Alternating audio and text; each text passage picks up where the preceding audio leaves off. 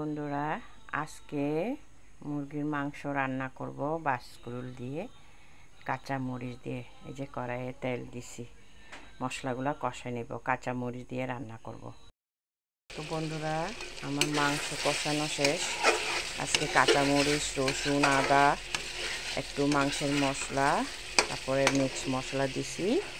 এই যে মাংস কষানো শেষ, এখন বাসকরুলগুলো দিয়ে দেব। তো বন্ধুরা, আমার মুরগি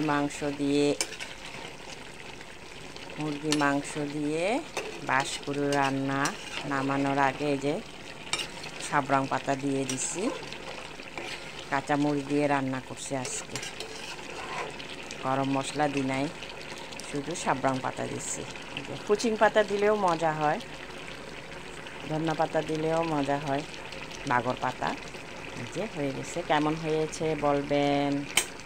একটু ঝোল ঝোল রাখতে হয় আমাদের।